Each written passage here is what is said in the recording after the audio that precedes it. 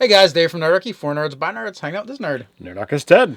And we're about to dive into our discussion, recap, review, whatever you want to call it, of Critical Role Campaign 2, Episode 3.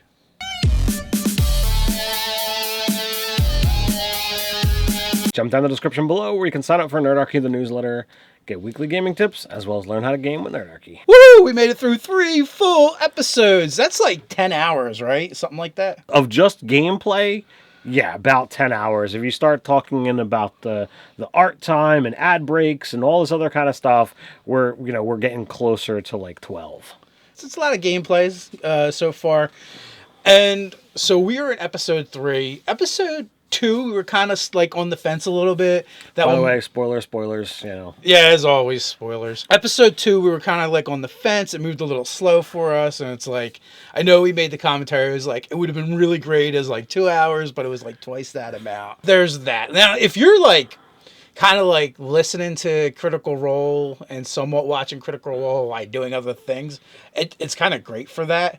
And I think stream D&D in general. Yeah, I would agree. As a whole, watching people play D&D, it's not as super visual as other chosen media or consumed media, I guess you would say, because it's about listening to what's going on as more than watching what's going on. Yeah, I think one of the funny things is like there's little things that I really enjoy, and I kind of geek out on. And, like, I know you guys could care less, probably. And it's, like, production stuff. You know, as someone who does streams and has a YouTube channel, you know, I look at that stuff and go, oh, that's so cool. I wish we could do things like that. Or there are some things that are just done in the game that I'm like, oh, that's a good idea. Like, for instance, whenever there's a combat, a map brings out a tray that the combat's already kind of set up on. That's pretty nice. I commented on that, or mentally commented on that one. I'm like, you know, could I set something like that up? I mean, I got a lot of stuff. Everybody could. I mean, pretty much anybody could, depend, you know, how detailed or in depth you go, you know, is going to depend. I mean, you don't have a PA to send out for stuff you need for a session or anything like that. But, you know, but that being said, you know, most people could do that. And it's nice if you're just doing like set pieces because Matt actually runs his games the way we run ours, where it's basically theater of the mind until combat breaks out. Yeah. In that sense. So I thought that was cool. I really love the overlay. Now, some people commented and said they don't see the overlay. So I guess maybe it's an alpha thing that it's on. I don't know. But it's like once they get bloodied, or, you know, they're using the bloodied term for 4th edition. You can just tell half their character goes red. Well, no, when it gets even lower, then it starts flashing. There's a degree. And I didn't notice it before, but when a character goes down, they tilt turn them, aside. turn them on their side, and I just love that. Well, we saw quite a bit of that in this episode. That's true. This episode was 2 combats, and even though the actual gameplay was like 3.5, 4 hours or so, most of it was literally the combats. They ended session 2 off, and you knew there was going to be some zombies. Yeah. And that's what we started off session 3 with. They got right into combat. They went to initiative, and they fought a couple of zombies. And those zombies wound up holding strong. He kept passing that save. And I'm like, and like it's amusing to see. I don't know the players, how much exposure to D&D they have beyond Critical Role, but it's amusing to see that some of them just didn't understand the undead fortitude. And it's like, you know, how many hit points do these things have? Yeah, like they might only play as players, or they've moved from Pathfinder into 5e because that's what their original Critical Role campaign was. Okay, and then they converted it to 5e. They were playing for years, casually, I believe, before they came together as Critical Role and started, you know, putting it on Geek and Sundry. Literally, it was somebody's birthday party, is my understanding, and somebody from Geek and Sundry was there. And I'm like, hey, how would you like to do this on a stream, you know, and record it? And, you know, like their earlier recordings, they didn't have as much high-level production as they do now. And it was a whole different affair. But so, that being said, they've been together and playing for years. That now, you know, they could just be role-playing, not metagaming, or they could just always be players, or they've played various editions like lots of us have, and haven't memorized everything in 5th edition yet. So there's a lot of things. I'm a nerd. I do a lot of DMing, and I see that kind of stuff. So like it just to me it was a question in my mind. Yeah. Well, I know Marisha does some GMing because there's gameplays of her doing stuff on Geek and Sundry. I do not know about the other Okay. folks. That aside, they fought the zombies. It was a hard fight, but they managed to prevail. It was very interesting to see like what the decision process was going to be at that point because it's like okay, they just killed 2 guards. They didn't turn them into zombies, so technically Devil Toad was responsible for that. Maybe I'm not convinced yet. I haven't seen like hard evidence that Devil Toad has done it yet. Okay, well He's taking the rap though. he's taking the rap. Big spoiler. But that's where I'm leaning. Matt did say at the end like you've defeated your first boss. Yeah. So Yeah. like to me that's like all right. Well that solidifies Devil Toad was responsible for the undead. But they're like, well, they didn't want to just leave the bodies there. They were talking about, just going and running off. And I'm like, are they just going to flee the town? That was on the table. Then they're like, well, and they wanted to follow Devil Toad and they wanted to get rid of the bodies. And they're like, maybe we should dump them in the lake. But they'd already like burned both of the bodies. And they're like, well, that's going to be kind of weird. So we definitely can't pass it off as they drowned. Because it'd be really weird for them to drown while on fire. So that part was kind of funny. And then Jester decides to arrange them in an obscene way. Because when something obscene happens, it does seem to be Jester doing it. Whether it's graffiti or desecrating bodies. Putting them in a lovingly embrace. So they did that. And so do you think the boat on the water meant anything? Or was it just, scenery? Are you talking about where they got on the boat, or there was? No. When they went to dump the bodies, there was a boat out in the lake. I think it was just scenery. Yeah, it's just like a red herring, just something to make them. Just something to see if they would bite and further distract them. Yeah. Now, so this is we get to the point where you had brought something before. You're like, I think they rolled dice too much, is what you said. And I'm okay with dice rolling. And I was talking to the chief of Nerder, Doug, and he loves dice rolling, right? And I feel like I'm in the middle of you guys. This is the first point where I kind of agreed with you is like, he made them roll to spook the horses. I don't see the point to that. Like that made no difference unless to make something happen, right? Unless they're gonna like, oh, you fail, they do spook, but they go the wrong direction, or you fail, the horse kicks you in the head. If it were my game and Molly's like, I work in the circus, I'm used to these animals, I want to just slap it on the rump and send it running. Sure. It would have been just done. I would have done that for probably any character, really. Like, it's going to make the horse move more than like... I'm kind of like, well, if you're going to make them make a roll, have that roll matter.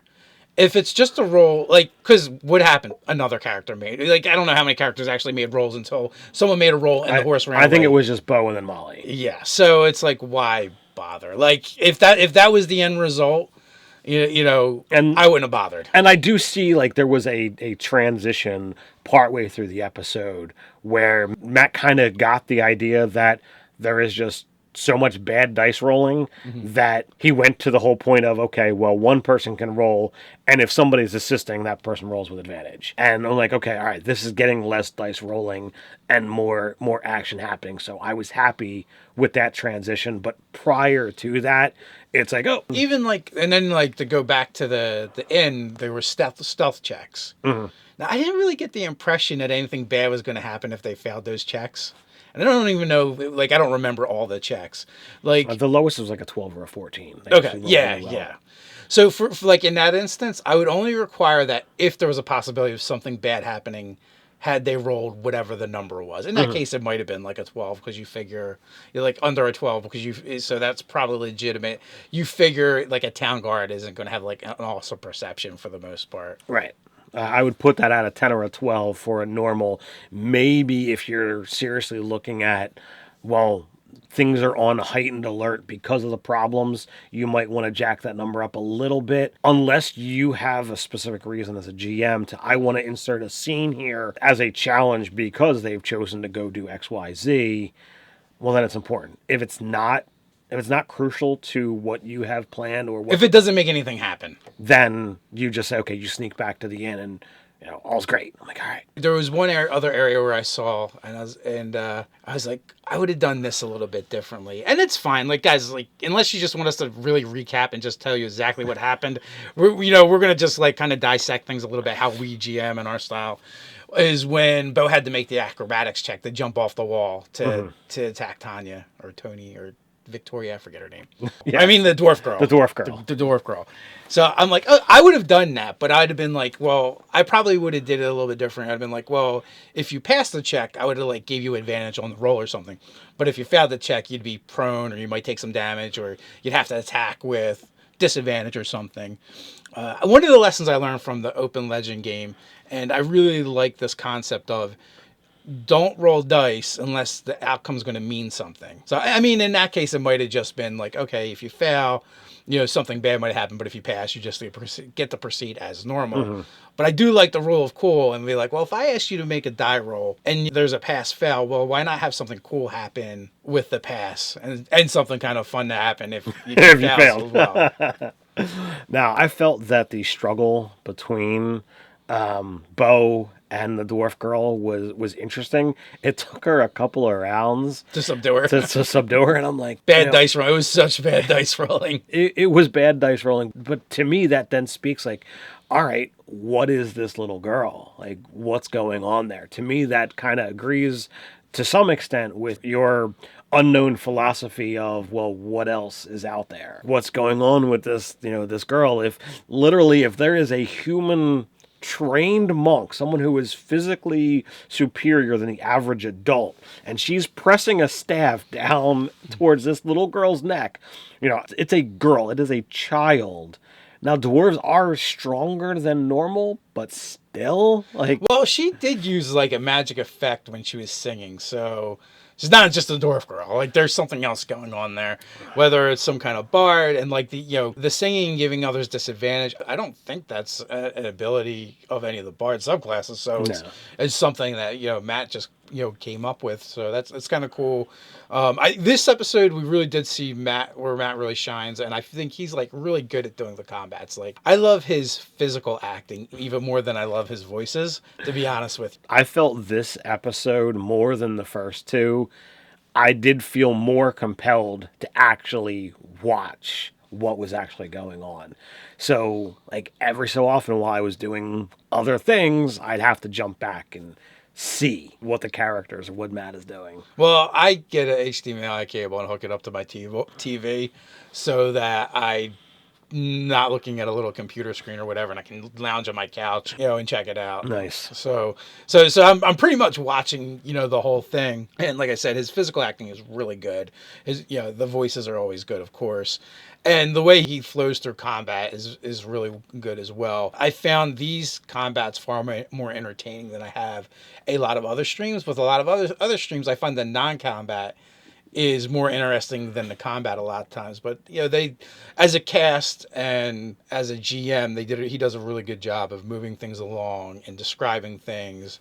And, making those scenes really have, like, tension to them. I completely agree. I felt this was the best session so far. Favorite characters still the same?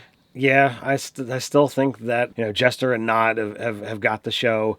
I thought it was so amusing when Caleb is so set on buying these books and he's trying to convince Nott to give up the platinum flask. And it's like, I'm going to go sell it so I can buy the books and we'll go get you another flask. And so he's like, so what, you just need gold? Here you go. And he gives him the gold, and Caleb's like, where did you get that? And he's like, oh, well, I've got some gold. Yeah, those parts are really good. What else was there? I was a little disappointed in Matt at one point in the last combat. Okay. One, I don't think, has he given inspiration yet? That is something I meant to bring up in the last review.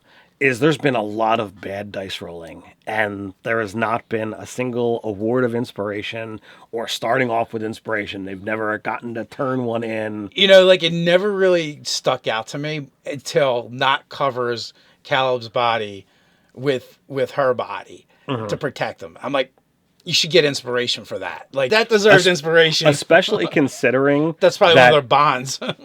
Considering the fact that Nott, at that point in time, was, like, one hit away from death himself. herself. Yeah.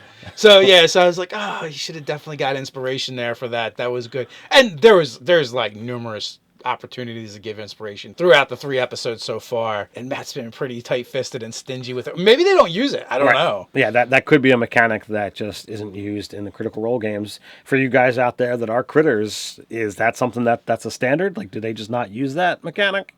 And it's funny too, they're like, they almost died to a bunch of imps, although imps are nasty at low level, but still it's still a little embarrassing to like, how'd your party get wiped? Imps. An imp. So like, they took care of the Devil Toad, which did have some significant reach, but was it 3 or 4 imps that came out, with 3. it? There was 3 imps, yeah. And the girl, so like they all took up actions and did stuff. So out of the 6 characters, because we didn't have Yasha there, 3 of them went down. So it was pretty rough. And also like during the one combat, they're like, oh, I guess I should. Jester's like, I guess I shouldn't have used all my spells today.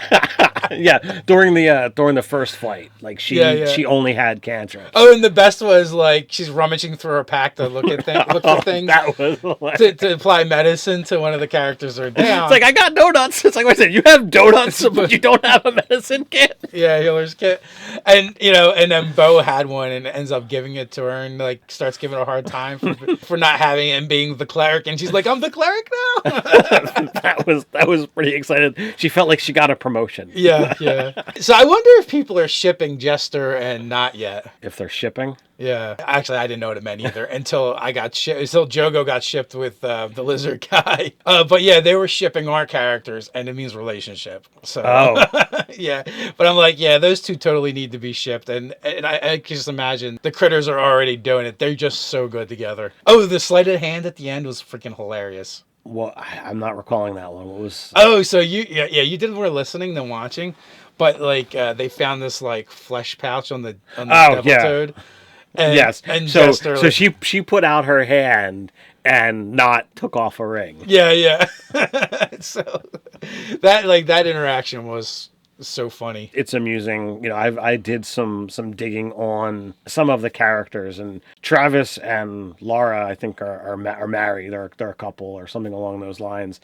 And like someone actually had said in character, because those two were interacting, it's like, are you guys a couple? Oh, it was pretty amusing when that wound up happening. And I think that might have happened in the second episode. Okay, I totally missed that. I vaguely remember. Oh, the other thing I wanted to touch on was Travis's character's Hexblade. Mm-hmm. When he finally used the Hexblade curse, that was pretty awesome. The way Matt described it, the barnacles forming on his falchion, the water dripping off of it, and him getting off some really cool things with it. That was pretty cool.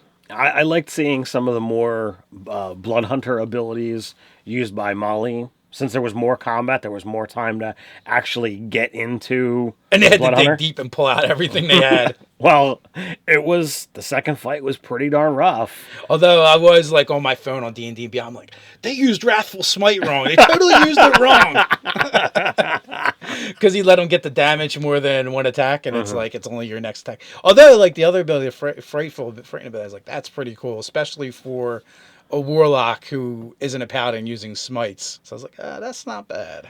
Indeed. Overall, are you in agreement with me? The third episode, best so far? It is. Like, we're ready to tank it and see after episode 2 a little bit. But, episode 3 brought it back.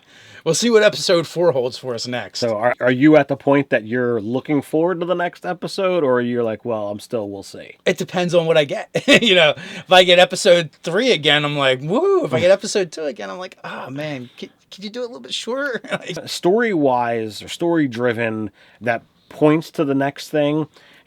What Matt said to the players, I thought has got me really compelled. He's like, well, you finished your first boss fight, but we're not at the end of the story arc, so there's no leveling up yet. Yeah. So I'm like, all right, do we just have to do minutia, or is there something else still, really wrapped up in this? And are there tendrils that we just don't see yet?